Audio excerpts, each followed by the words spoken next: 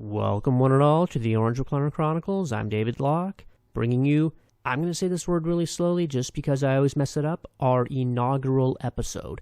Episode 1, if I may. Not to be confused with Star Wars. Just wanted to clarify that. First one, go easy on me. We're going to hang out. We're going to have a good time. Don't worry about it. So how's it going out there? Keeping busy? Did you get that thing done? Maybe do like me, put it off another day. Nice. It's all right.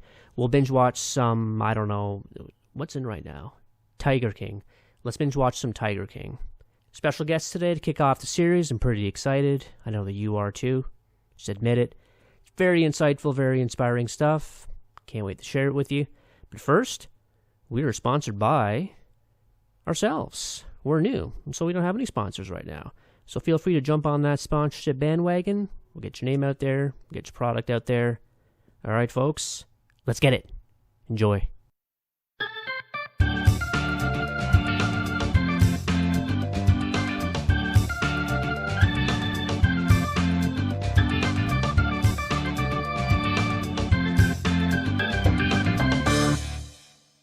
Really special guest. He's a gentleman. He's outspoken. He's really well dressed. He's also the author of such books as How, quotes, and that's quotes with a W, and his most recent work, Weird as Waldo. He's also a motivational speaker. You can check him out at www.danielspeaks.ca. Entrepreneur, founder of the award-winning tea company Tea by Daniel, which has, by the way, garnered nationwide recognition and many awards, such as Brampton's 2014 Young Entrepreneur of the Year Award. And this, by the way, is without an MBA or any business background.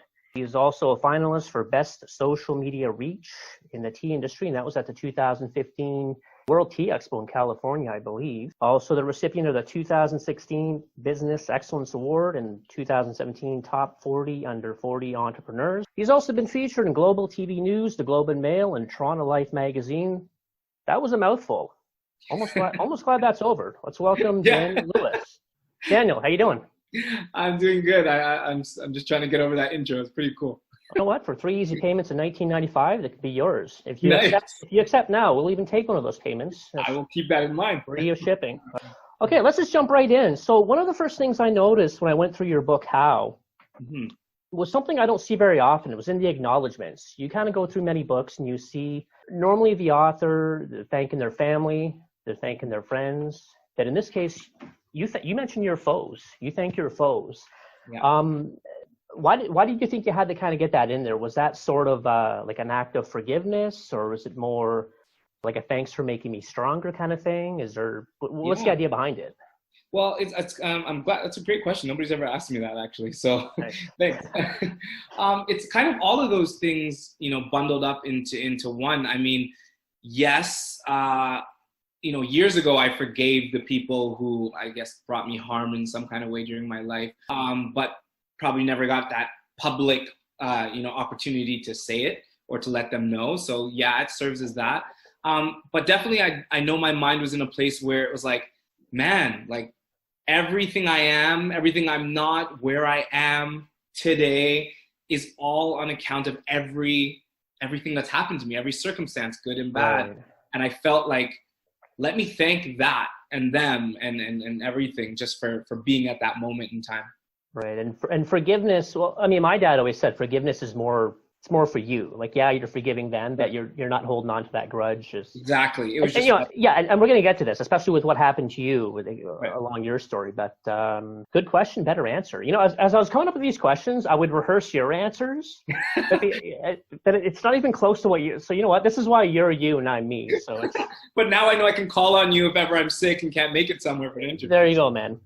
Or if you need a really wicked intro, I'm the guy. You're the guy. Okay. Yeah, 1999.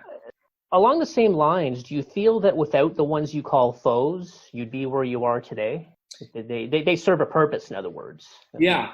No, I don't know if you're a big into the Flash. I don't know if you're into the Flash, that comic hero. Let me see. Well, I got some comics behind me here, but Batman, anyway. Spider-Man. Yeah, well, Batman's here somewhere. Spider-Man, he's kind of looking over my shoulder there, but yeah. Yeah. So growing up, I've got about 6 boxes. Okay. Or somewhere, but anyway, go on.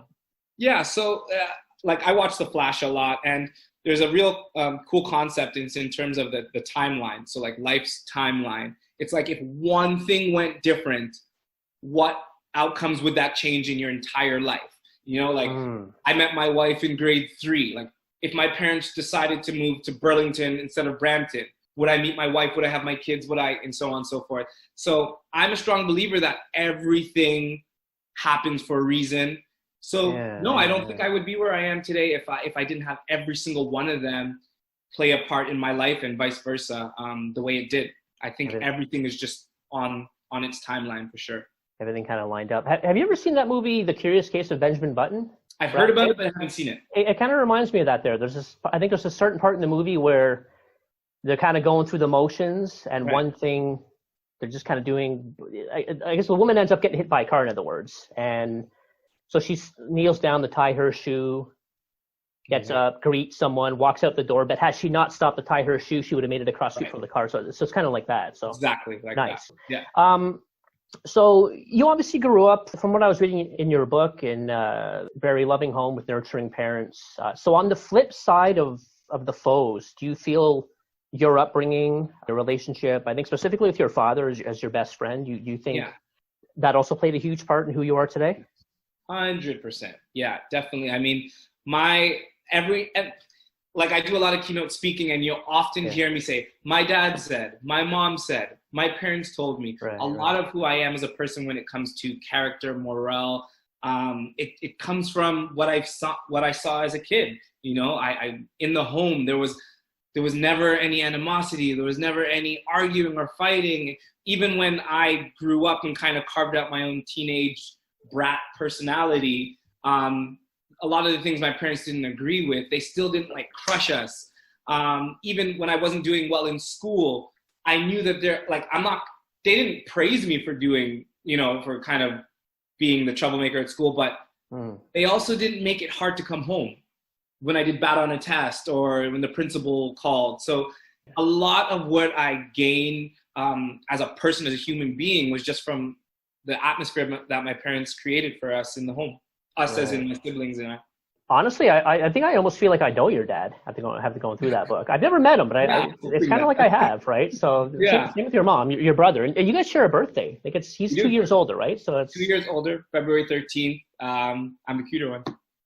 I figured. I was gonna say. Don't tell your brother though. I don't know. Yeah.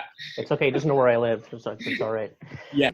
Okay. So early on in How, you mentioned the sandbox. Yes. Or I think at a certain point you called it the Dan box. Yeah. And we have lessons from the sandbox. So as far as the sandbox is concerned, and when it comes to leaders, you mentioned a connection between the two.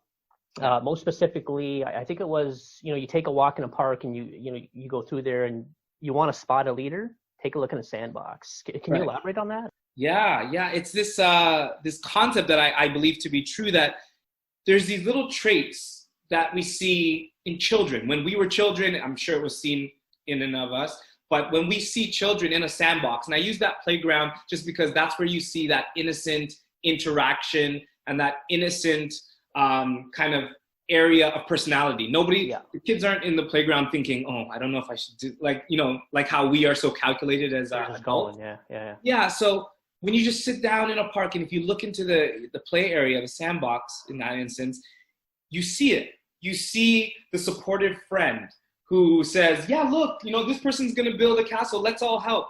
You see the person who kind of brings everybody along and puts them together in collaboration, where that's what I would call the leader.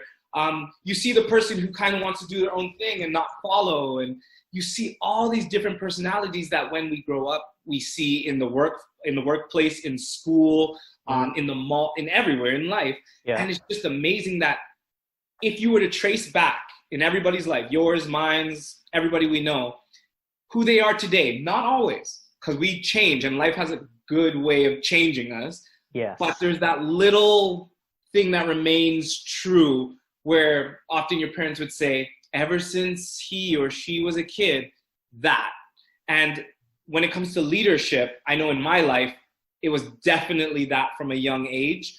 And even with my own kids now, having 2 boys, I see it. I see the personality difference. And it's just amazing to have that sandbox perspective about leadership, I think. That's one thing that stuck with me. So I guess everybody would have a different opinion, but are leaders born, or do you think, is leadership learned? Or do you think people are born leaders? So, you got your sandbox, some kids that are just natural leaders, or is it just, on the other end of the spectrum, it's learned? So kid shows up, they're not a leader just yet. They scope out the scene, and it's something that's kind of, I guess, quote unquote, learned as they go. That's kind of, and you know what? Forgive me. I mean, contrary to what I may or may not have said in the book, I believe that leadership is something that can be learned. And I think even more so now in my professional career, especially, I've been seeing the motions of leaders both created. I've seen in my own, like what I try to do as a motivational speaker to awake that leadership quality in people who may not realize it yet. Because sometimes it just needs a little shaking or a little realization. So I think definitely it could be learned. It could, as you assess different circumstances in life, certain qualities start to come out of you as a person. Yeah. And when enough of those qualities come together, a leader's created. I don't think it's like a birth thing, like, oh, that's a leader, she's a leader, he's a leader. Like, I don't think it's I think it's just life's going to happen, how you react to it and what comes out of you as far as, your analysis on life is what creates a leader from the people who aren't leaders or not great leaders. Like most other things. Makes sense. Lessons from the sandbox. So number one, you had mentioned leaders have to have fight. What's the message behind that one? Is it still something you embody in your everyday business? Mm-hmm. Yes, absolutely. When I say fight, yes, we could take it literally. Like you have to have that, that grit and that, perseverance, that kind of can-do attitude. But what I mean by fight is a leader has to have the quality of standing up for what the leader believes in. And honestly, it's sad that could be whether for good or for bad, but that is true that there has to be this quality of, yes, I'm flexible. And it's funny because I was putting together a presentation today and it's talking about negotiation for a company I'll be presenting to. And I talked about knowing when to be rubber, knowing when to be iron. First rubber in that I'm flexible. Just because I'm a leader or a person that's a leader doesn't mean that you don't move, you never change your perspective, what you think is right. Right. Those usually are the worst leaders. So you know when to be rubber and flexible. And I saw it this way, but I'm changing my mind, or I agree with, I could be swayed, a little bit. But then you also know when to be iron, which is yes, but you bring it back to those firm core values that you have or that you stand for. So the rubber and iron concept is where I see leadership. And when it comes to fight, I think a person that could stand up for that and have a good balance in the rubber and iron concept, that's what I mean by fight. All right. Now, you also mentioned in the book that everything you learned about competing, you learned on the track. And by this, I mean track and field, because I know you were kind of involved in that for a while, which brings us to lesson 2, never underestimate anyone. How did you come to learn this one here? Yeah, this was a good eye opener. Since I could remember, so I want to say like grade 3, grade 4, grade 5, when it came to track and field, specifically sprinting, 100-meter sprinting, running on the track, it was just a no-brainer for me. Like I was always number one, always winning.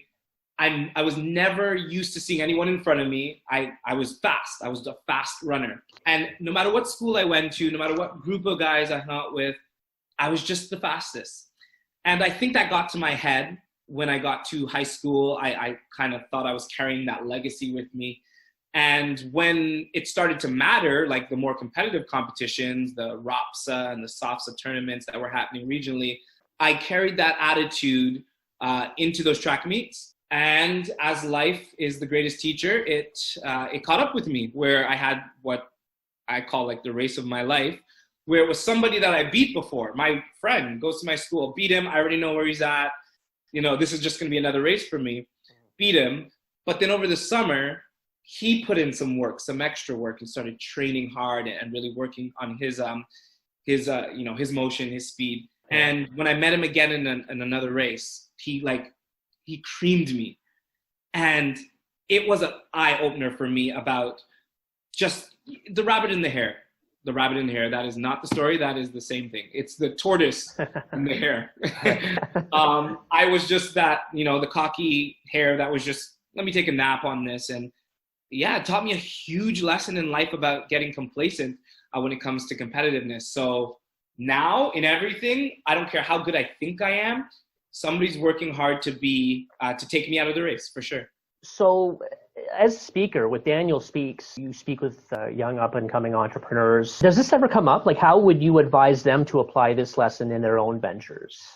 Yeah, I think I would quote that famous Steve Jobs address at that university where he says, stay, I think he says, stay silly, stay hungry. Stay foolish. Stay foolish, that's it. Yes. Stay foolish and stay hungry. I would definitely quote that in that, don't let up, especially when you're winning or you think you're winning, right? You're doing good in the good times, in the times where it seems like promising. That's when you don't let up. And I see so many compilation fail videos on Instagram and social media where someone's running a marathon and they get to that last stretch, throw their hands up in the air like, oh my goodness, yes. Boom, yeah. the person comes and passes them right at the end. So when talking to especially youth and young entrepreneurs or aspiring entrepreneurs in business, oh my goodness, the moment you let up, like you did a beautiful intro, mentioning some of my accolades and achievements. If I let that get to my head, tomorrow you'll start to see the decline for sure. Right. So if I stop, staying up late and working at it, being the first in, last out, eating my own business, stop working on my craft because I've been presenting for 6, 7, 8 years, all those things, if I lose that hunger, you're just going to start to see the decline. You really encourage people, when I'm speaking to them, to just stay hungry, stay at it, at it for sure. Makes perfect sense, 100%. So on that same topic there, I guess with track, and now you'd mentioned kind of getting into high school. I think you were into this up until about the 10th grade. You were involved with track and field. But that's also around the time I think you mentioned in How that you started getting in with the wrong crowd. Yes. You gave up track altogether. Mm-hmm. So can you tell us like what led to that shift? Like, was it a gradual thing or was it overnight? Yeah, wrong crowd, here I am. Or was it just kind of, I think, remember touching up on what you said earlier, life changes us. Yeah. So, leaders aren't necessarily born. Sometimes they're made. And so was it the same? I guess, could we apply this to the whole wrong crowd thing? It was a gradual definitely happening. Yeah. Definitely gradual. I think for me, what I didn't grab a hold of back in my early school years was you could have talent, but eventually that hard work aspect is going to be required, whether that's in the academic part of school or in your athletics or your talent, what you're good at, which in my case was, training. I let up on the hard work aspect. And, there's that famous quote, hard work always wins when talent doesn't work hard. And that began to happen to me, especially on the academic side. Like I let my school, my education go. And I still thought that based on my speed and talent, I can still, make it. So started to get a bad rapport with the teachers. They started, holding or threatening me with, we're going to take you off the team if you're not performing in class properly. Mm-hmm. And then there started to be the disconnect between what I wanted to do and what I could do. I could run, but I don't want to do school. And in between that little friction, the wrong crowd presented itself. And I started to let go of what could be a promising track and field career, or even just, scholarship, or even just a good experience in school. And I started to gravitate more to the other students who it could be said the same thing about, which is like, don't really care about school, we could do something else. And once I let that door open, oh my goodness, it was just like a downward spiral. Started giving the coach attitude, teacher's attitude, kicked off the track team. And once I got kicked off the track team, to me, it was like, forget school. And then it was just along the same lines with the wrong crowd. Would you also say it was maybe kind of like exploring who you could be, kind of like pushing the limits type thing? Would that make sense? Yeah. Yeah, I like that actually. Putting it that way, that like even as a leader, and I've always had leadership qualities, I wasn't this figured out person, right? Like I know who I am, strong personality, and this is me. Like I was in an exploration, I'm still in an exploration stage, but I mean so young, and I'm trying to figure out, who am I? Am I Daniel the athlete, Daniel the rapper, Daniel the fighter, Daniel the guy with the girls that like, you know, you're just going through these motions and trying to, am I Daniel the obedient son to his parents? Like, who am I? And I tried a little bit of everything. And the recipe was just wrong for many years, which resulted later on in just a bad combination, bad results. So yeah, I think exploration is a good terminology to use in where I was at. And in many ways, even as a leader, I was a follower. Because when things presented themselves that were wrong, I didn't stand up and say, wait, stop, I'm a leader and I don't think that's wrong. I followed the crowd. So it was just bad combination, bad recipe.